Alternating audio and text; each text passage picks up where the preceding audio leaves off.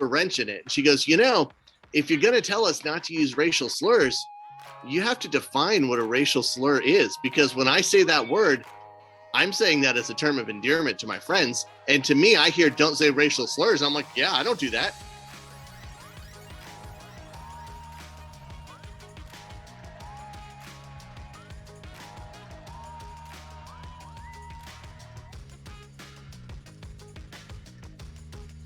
Welcome back, y'all. We're here for another episode. Had this amazing individual to the top, to the side, found us somewhere. Want to introduce yourself?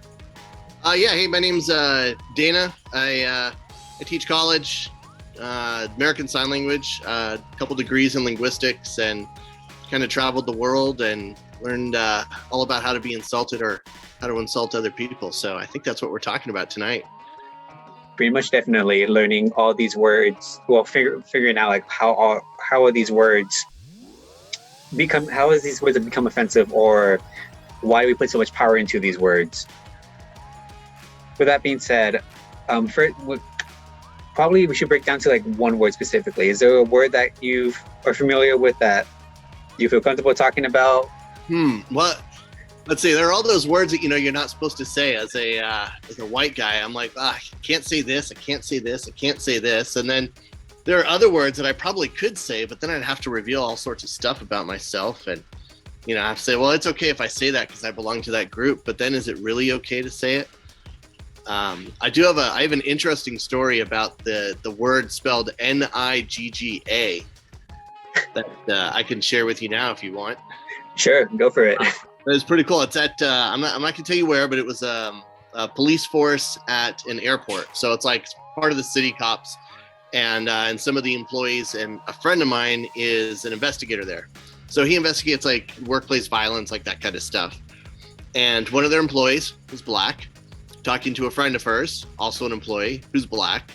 And so she goes up to him and she's like, "What's up, Mai?" And she says, Nigga. I'm not going to say it out loud because I know if I say it, it's going to end up all over YouTube like 20 years from now, and I'll never be president of the United States, but whatever. So she says that, and it's this whole long investigation of whether or not that was a racial slur, and should she be punished for it? And so they're going round about this investigation, and they have these company policies at this airport that the chief of whatever their police force, the chief of the police force has told everyone, you're not allowed to say racial slurs at work. And so during the investigation, he's like, did you ever read that policy? And she goes, well, it was read to me like 15 times. Every time we show up to work, they gather everyone together and they read through this same policy. And my friend's like, well, yeah, that's what they're supposed to do. And she's like, yeah, I definitely know the policy. And he's like, so, and she admitted to it. She's like, yeah, I said it. And just the other day, he's like, she brought something up that didn't occur to me because they're already like sanction her. She's going to get fired or suspended, or I don't know, whatever the punishment is. And he goes, and so she brought something up that really threw a wrench in it. She goes, if you're going to tell us not to use racial slurs, you have to define what a racial slur is. Because when I say that word, I'm saying that as a term of endearment to my friends. And to me, I hear don't say racial slurs. I'm like, yeah, I don't do that. Although she uses that word, Nigga, every day. But she's like, yeah, to us, that's not a racial slur. So if you don't want us to use that word, that's cool. We won't use it. But you got to tell us. You can't just say, don't use a racial slur, because guess what, Whitey? We don't know what you think is a racial slur. To us, it wasn't. So I thought that was interesting to see the different perspective on that. Where from the white police chief's perspective, it's like, oh my God, that's a racial slur, and you can't do that, and shame on you. And to this employee who was black and her other coworkers who were also black, they're like, we don't say racial slurs. We just say Nigga. I'm sorry, I had to mute myself and cough. No, you're good. It's true, that different perspective. And I talked to actually a few friends, and I make a couple of jokes, like being Hispanic, that were typically known for being late. So when I was out in Sacramento, I was with a couple of friends that were white, and they were a few minutes late. And I was always tease them like, it's okay. You got to mix it in the car. You can just say you're running a few minutes late. I can guarantee you, when we got there, it was like, hey, I'm sorry, I'm late. We were late. And like, oh no, it's all good. And my friends would just be surprised, like, nothing, everything's good. It was crazy just how they weren't accustomed, or they weren't used to that, I guess you could say, culture. Right. I had read in grad school, I did a couple papers and some research on minority cultures because I study a lot, obviously, with deaf people, which is a minority culture in America. And it was interesting that that was a form of oppression from the majority to the minority culture, or self-oppression. Because, if you think of someone like, okay, like just think in your head, like someone who's got it all together, like a person who's got, they have the full package, like they've got money, they've got a good family, strong background, good friends, all that stuff. And do you ever think, oh, that's someone who's going to be late? And you're like, no, like that person, they've got their shit together, like they're always on time. And so when you assign a typical lateness to a culture, what you're saying is you people as a culture don't actually have your shit together. And you can't possibly be as successful as somebody who has it all. It doesn't matter what the color of their skin is or where they come from, but you can't say, hey, that person has it all together, because I hit my do not disturb. I keep hearing beeps. So what you're saying when a culture is like typically late is it's kind of oppressing the culture, saying, oh, that culture is never going to be as successful as a culture who isn't late. And so it's the same thing. It was interesting because you only see it in minority cultures. Like in the deaf culture, there's something called deaf standard time.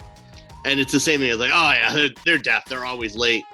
And when this dude pointed out to me from that perspective, I was like, oh crap.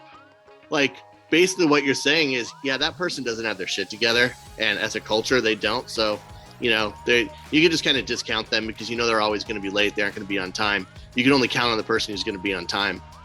And I thought that was interesting to see it from that perspective. Not to say that people aren't culturally late, but if you subscribe to that, if you are part of that culture and you subscribe to it, you're basically just oppressing yourself and saying, yeah, I'm not going to be there on time because you can't depend on me. That's crazy. I never thought of it that way. That kind of changes a lot of things now. It's gonna make you be on time for everything, right? Extremely. There's a post that I would always follow with work. It says 3 out of the 3 things you do, make sure you do 2 of the 3 things great. You show up on time, you work to the best of your ability, and you do your best, and you're knowledgeable. When I was working for this one company, I wasn't too knowledgeable, though I was always show up on time and I would do my best. And typically that because of those 2 reasons, sorry, backtrack. They said one of the ways to not get fired is as long as you do 2 of the 3 things, you're good. So. Yeah, no, I totally agree. I have my wife's father has a saying. He goes, if you're early, you're on time. If you're on time, you're late. And if you're late, oh, you're in trouble. And so it's funny because they'll be like, all right, we're leaving at 5 o'clock to go out to dinner. And I'm like, okay. Took me a year to figure out when they say they're leaving at 5 o'clock, they mean in the car at 4:30.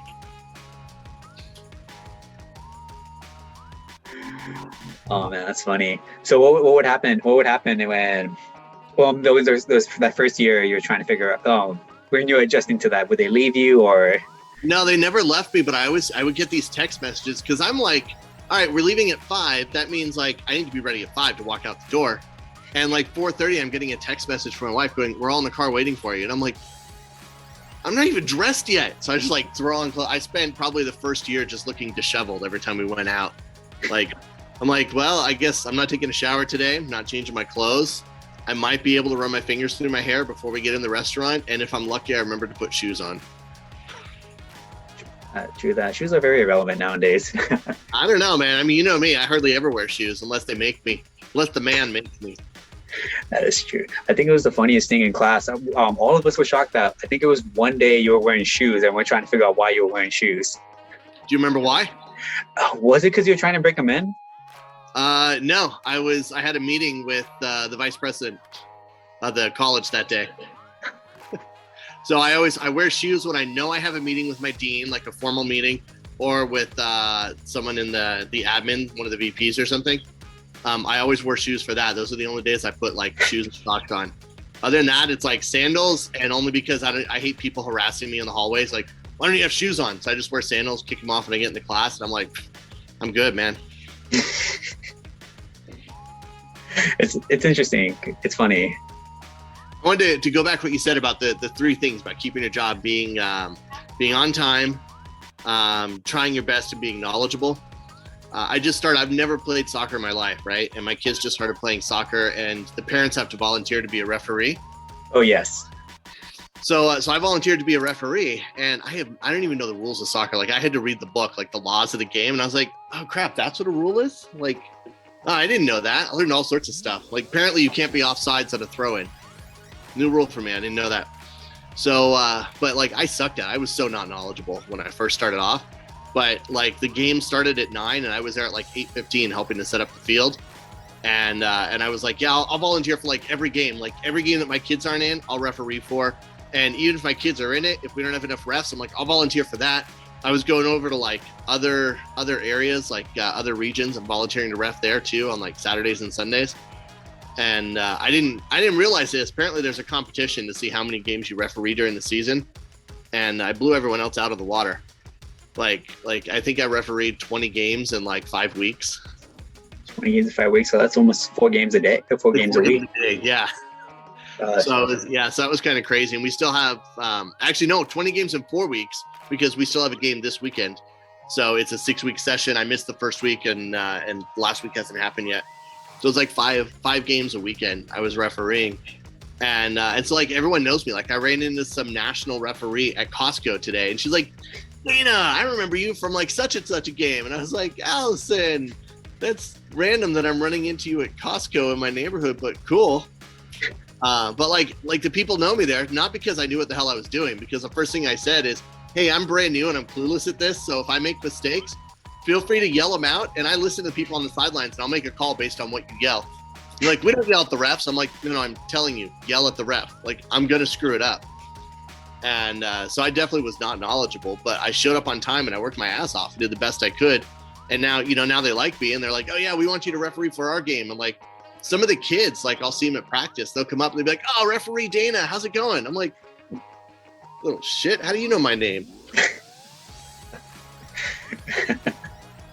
It's true, definitely. And one thing you mentioned too, about that a lot of parents will be yelling. I know in Pico, my siblings are playing soccer, and it's always a running joke because our stepdad and myself were both refs.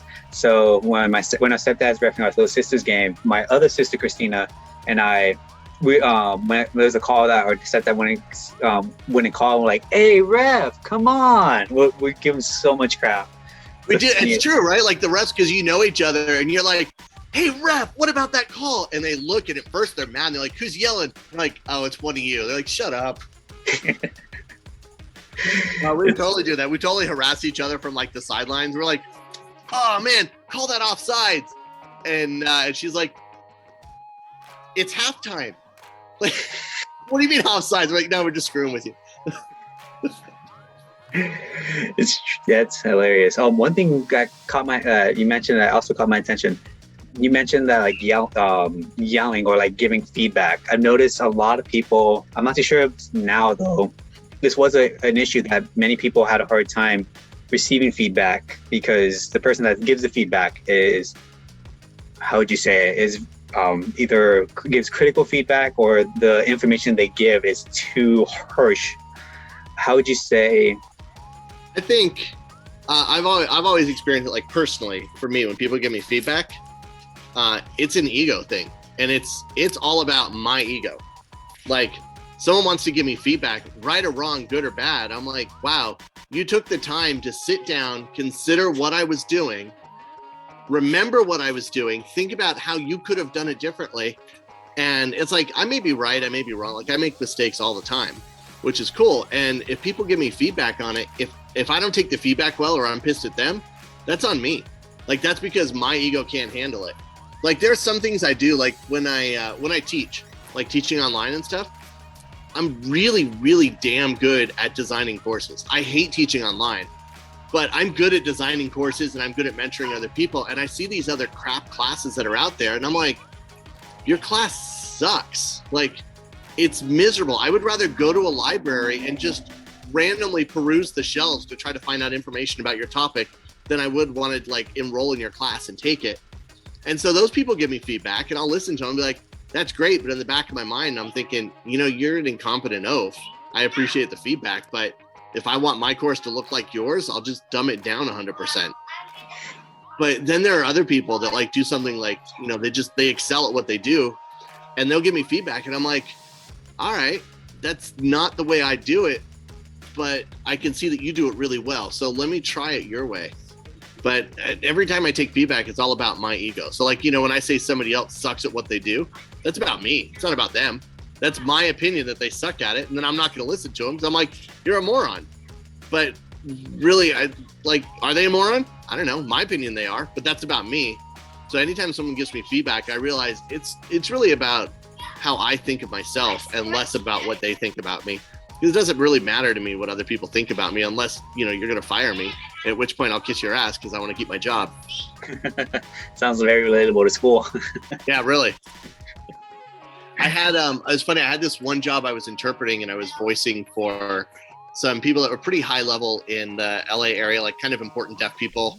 And they were giving a lecture at a conference, and it was not the job I had signed up for. Like the job I had signed up for is I was supposed to be following like this one dude to a couple of lectures and just signing for him.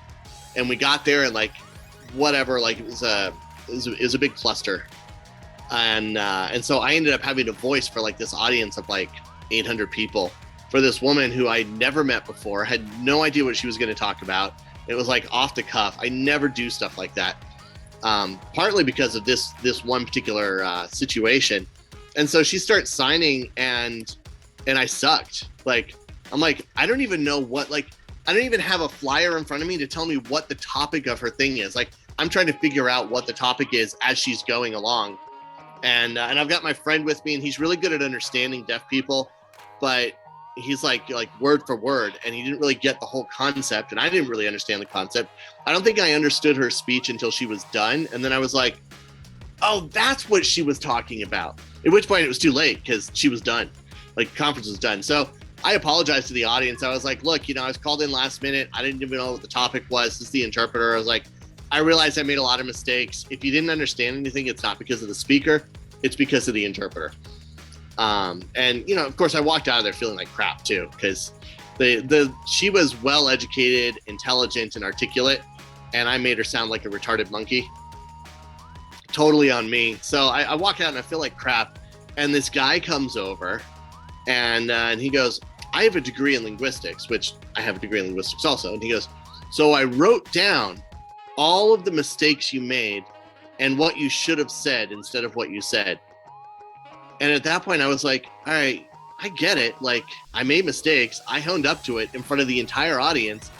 And I looked at him and I took his paper and I tore it in half and I said, fuck you.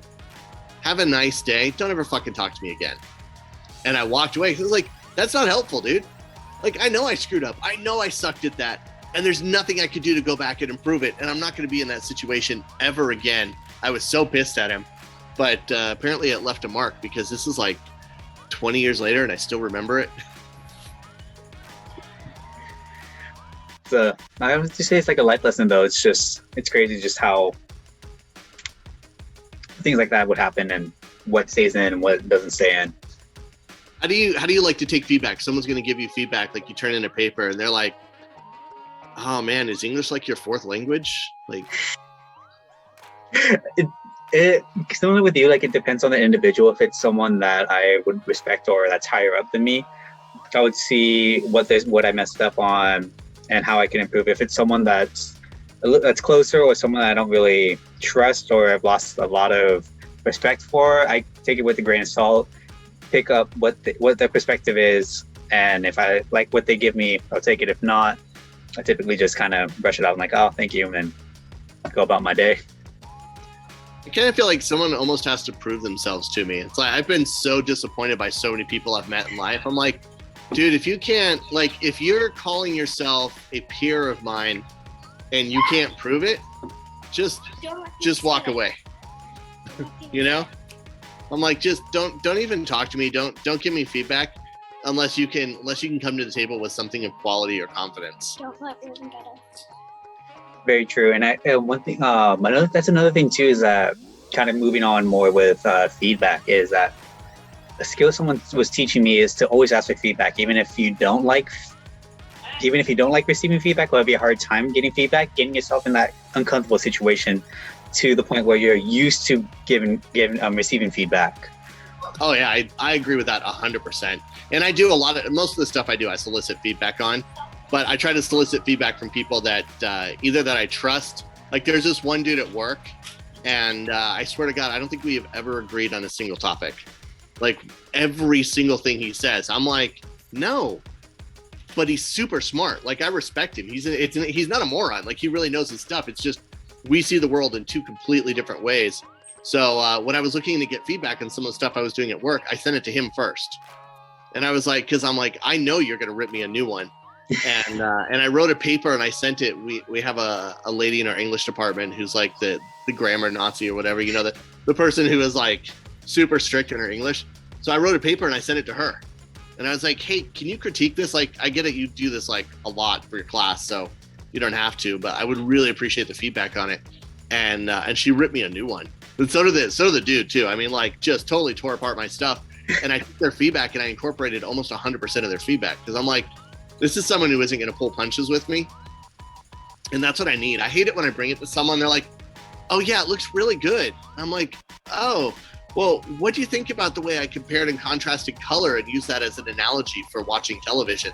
They're like, yeah, I thought that was good. I'm like, I didn't say a single fucking word about color. That's funny. It's true that I do that too. Unfortunately, like I see, like, I'm more about like giving that positive feedback rather than like criticism. That's something I would like to work on, though. It just goes back to that. Do you want to help someone, or are you trying to please them? I figured out a good stopping point usually when I'm giving somebody feedback. At the point where they start crying uncontrollably, that's when I know I'm like, oh, I should probably stop now. I wish that were a joke, but sadly that's true for several people I've given feedback to. And I'm like, are you crying? They're like, I didn't think it was that bad. I'm like, well, I mean, it's not that bad. It could have been much worse. There was this one of my coworkers when I was out in Santa Cruz, super nice person, probably the most like genuine nicest person you'll ever meet. She did not have a mean bone. So when it came to doing reports, like how about halfway check-in reports to see how you're doing it, what you need to improve on, those like terrify her because she has a hard time saying like where we need to improve on. And I told her the first few days when I was there, working with her, we're working at Lifeguard. I'm like, the best way to get me to change is you need to yell at me. You need to give me harsh criticism to the point where I cry. That's the only way like I'll receive it. And actually, if I'm not crying, I'm not going to make the change. You really got to destroy me to make it happen. I need you to harass me so I can understand it. And dude, I used to have this lady when I was sort of a new interpreter in the field, and I worked with this lady, and she had this reputation. Her name was Pam Carcio. She's dead now, but she was like a mentor of mine for several years. And this was out in Washington D.C. So we did a lot of government work and a lot of military work too, interpreting. And she was probably about, I don't know, maybe 4'11", and just tiny, like not 4'11" and wide, but like just a small petite woman. And she was a professional clown. Did you know like your clown makeup is trademarked? And so like if you're a clown, like whatever style you do in your makeup, that's your clown makeup, and other clowns aren't supposed to copy it. So she was like a legit like certified trademark clown. Like she had her own clown face that was hers. Which is, it just, you know, it's kind of like the movie It with Stephen King. Like every time I think of her, I think of that. But she's this like little lady, and she looks like super sweet, and she opens her mouth and she just scares the crap out of everyone. I remember we were doing this thing, and it was for a Marine platoon, and it was their platoon sergeant was trying to get the guys organized. And there was something wrong with the way the room was set up. I don't remember what it was. And I had just met her like a couple weeks before that. And in front of like, I don't know how big a platoon is, like a couple hundred guys. And these are like Marines, like legit hardcore Marines. And she walks up to the sergeant and starts yelling at him in front of his entire platoon. And like, he kind of looked down at her, and she's like, you stand at attention when I'm talking to you. And he like perks up, and he stands there, and she just dresses him down, like, just screams at this guy for whatever it was that he had done. I still was like, everything looks okay to me. I don't know why she's so mad. And the guy's standing there at attention, and she's still yelling at him. And I look at his face, and he's got tears running down his eyes in front of his entire platoon. And the guys in the room, like some guy spoke up, and she turned around and she looked at him, and this Marine falls out of his chair. Like he tries to like sit up, but he wasn't like quite on his chair, and he just fell on the floor, and he didn't move. He sat there on the floor at attention. He was like on his ass on the floor. And she had this rep for doing that, but I always loved working with her because I knew when I made a mistake, she would never let it slide. We walked out of the room, she'd be like, "Oh yeah, you royally screwed that one up." She's like, "And you still call yourself an interpreter? Have you thought about maybe going and working at McDonald's? Because, at least there you could earn your money." But she was amazing. She's probably one of those people who really helped me become a great interpreter because she gave me that feedback. She took the time to say, "Yeah, you sucked. Here's why, and here's what you could do better." Like those are like the type of people that you need. Friends that like will tell you the truth and give as a little comedy to it, and then moves along. Right. So when we're going to talk about your man bun. Say that again. So when are we going to talk about your man bun? It's a work in progress. Yeah. Those went out of style like 10 years ago, right? Apparently, I mean, I ponytail's cool. Just don't turn it into a bun. Yeah, no, I honestly like the samurai bun more. I tried the man bun and. Yeah, it's the 2010s are calling and they're saying they want their hairdo back. Yep. Yep. I always put my hair up in a ponytail because I was trying to get tenure at work, and I have tenure and I can't even find a rubber band for my hair. I got one for you if you need it. Yeah, thanks. Just send that through the Zoom. All right. Sweet. So with that being said, we have about a few more minutes. So last question. How much power do we give into words? I know a lot of words change over the years. Are we giving too much power to words that racial slurs? Are we giving too much power to all these words that we really shouldn't be offended to? What do you think? What's your take? So I'll respond with 3 words at first. Neuro-linguistic programming, which is really 2 words because I think the first word is hyphenated. Neuro-linguistic programming. How much power do we give to words? We give ultimate power to words. Someone can talk to us and make us physically sick just by their words. When my mom was still alive, she was going through cancer. She used to take chemo. And I remember after chemo, sometimes you get like nauseous and stuff. And I could go into the house and I could talk about like, oh, we should have like some carrots and some lettuce. And she's like, yeah. And I'm like, and maybe we should get some beef and like render the fat down and then like pour the grease on the beef and let it sit there for a couple of days. And then like just kind of see what it smells like. And I would just say that just like the same way about carrots and lettuce. And she'd vomit like on the spot. Sure. Like you can control the way a person feels. You can control their physical, their physical being, like whether they're sick or they're healthy. Like how much power do words have? I think the only thing that has more power than words are the words that we say to ourselves inside our head. I think that's the only thing that can overpower what other people are saying. And neuro-linguistic programming, it's kind of like, do you know the Pavlov's dog where the guy would like shine the blue light and yes. The dog would start salivating every time he saw the light because it was like the light meant food, and then whether or not he gave it food, it would still salivate. You should actually read that the actual research on it. He really jacked up the dog, like to see if it was salivating. He had to like cut part of its jaw away. It was nasty. But so that basic thing, that's like neuro-linguistic programming. Like I say a word and I make a movement. And then I say another word that you associate with something that's like super fun and happy. And I make that same movement. And then I say the first word again and I make that movement again. And then I kind of piggyback back and forth. And then the next time I say that word or I make that movement, you think happy thoughts. So it's like, I may say something that's like totally disgusting, like, having a pet cat and eating it for lunch. But I make that one movement and suddenly everyone thinks it's funny. And the one person in class who hasn't been programmed by those words or those movements is like, why is everyone laughing? He's talking about killing kittens and eating them. And everyone's like, oh, it's so funny. And I don't know if you remember in class, but remember I used to joke about eating cats. But did you realize that I was neuro-linguistic programming? I was doing certain movements every time I said it. And I would also say something funny afterwards or beforehand. And I was programming you guys to think that that was a funny thing. Just because I get bored while I teach, so I like to do extra stuff. So like, are words important? Yeah. The only thing that can counteract what somebody is saying to you are the words in your head. Like, you could totally be controlled and not even realize that people are controlling you just by the words. And it's how do you take those words in?